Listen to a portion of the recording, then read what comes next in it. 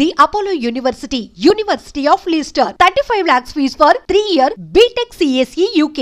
Sir మధ్యలో ఈ క్రమంలో మీరు ఇంత ఆల్మోస్ట్ మీకు అజాత శత్రువు అంటారు కదా, మీకు ఎవరు అవి గిట్టని వాళ్ళు ఎవరు ఉండరు. రాజేంద్ర ప్రసాద్ గారికి మీకు గ్యాప్ వచ్చిందా సార్? మధ్యలో మీరిద్దరు ఉన్న మాట చిన్న మనస్పర్ధలు వచ్చాయా? ఉంటాయిలేండి అలాంటి చిన్న చిన్నవి ఉంటే ఎందుకు వచ్చింది సార్ అసలు? అంటే ఆయన చాలా మంచి, ఆయన మీరు చాలా మంచివారు కదా సార్. మంచితనం అయినప్పటికీ కూడా చిన్న చిన్నవి ఉంటాయండి.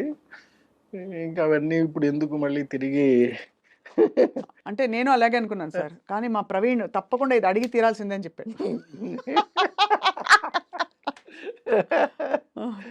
ఎందుకంటే మాది కూడా ఇప్పుడు ఈ ఇంటర్వ్యూ కూడా మాకు ద నాలెడ్జ్ సార్.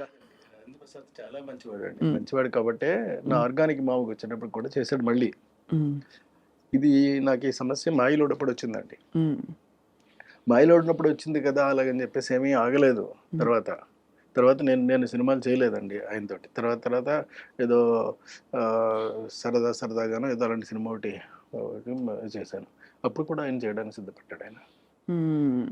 కానీ మీరు భలే కాంబినేషన్ మీ ఇద్దరిది. చాలా మంచోడు అండి, మనిషి మంచోడు.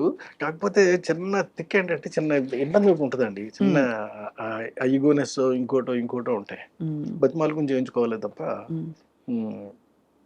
అదే సో యాక్చువల్లీ మీకు పెద్ద సవాలే మామూలుగా కూడా, అంటే అందరికీ చెప్పి మీకు కావాల్సినట్టు చేయించుకోవడం అనేది. బట్ అంత ప్యాషన్తో ఎన్ని సినిమాలు, ఎంత మంచి సినిమాలు తీశారు కృష్ణారెడ్డి గారు మీరు.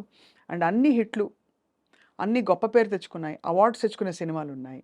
అసలు యమలీలలో అలీ గారిని పెట్టాలి హీరోగా అని ఎంతమందికి స్ఫురిస్తున్నాడు? ఆ టైంలో ఉండదు ఎవరికి. అంటే అప్పటికి నేను బాగా ఎదిగి ఉన్నానండి.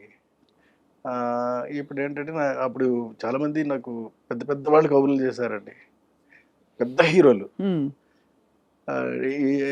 అదేదో ఆలీని పెట్టి చేస్తున్నారట కదా మీరు, మేము చేస్తా ఉండేది అలాగని. ఇవే ఇప్పుడు అంటే ఇప్పుడు వేరే పెద్ద హీరోలు ఇప్పుడు మళ్ళీ కలుస్తామని చెప్పిన వాళ్ళు, బట్ అప్పుడు వేరే పెద్ద హీరోలు అండి. కానీ చెప్పారా మీకు అలీ గారిని కాదు నేను జాయిన్ చేస్తామని చెప్పారండి. చెప్పినా సరే నేను అలా కాదు, అది ఆలీ అయితేనే పండుతుంది ఆ సినిమా అని అంటే, సరే మీ ఇష్టం మీది చెప్పారు. అక్కడికి సౌందర్య కూడా చెయ్యను అని చెప్పిందండి. చేయనని చెప్పిందండి. అలీ అంటే అలీ గారి అడ్వాన్స్ తీసుకున్న తర్వాత చేయనని కూడా చెప్పేసిందండి. సినిమా చేయను, 15 రోజులు టైం ఉందండి, నేను చేయనలేదు. చేయకపోతే మానేయమ్మా, ఎందుకు చేయవో నేను తెలుసుకోవాలి మరి, ఎందుకంటే 15 రోజుల్లో ఉంది కదా మరి అయితే. లేదండి పెద్ద హీరోలు అందరూ కూడా ఇలాగా ఆలీ పక్కన చేస్తున్నాం ఏమిటి అని చెప్పి కొంచెం హెసిటేట్ చేస్తున్నారండి అని చెప్పింది.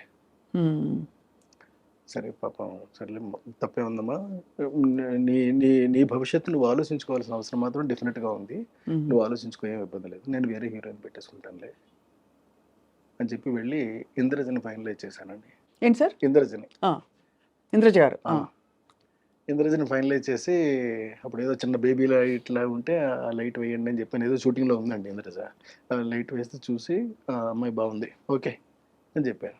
అంటే నేను ఆలోచించాలి ఫేస్ వరకే కదా, నేనేమి చూసి ఇవన్నీ చూడవలసిన అవసరం నాకు లేదు.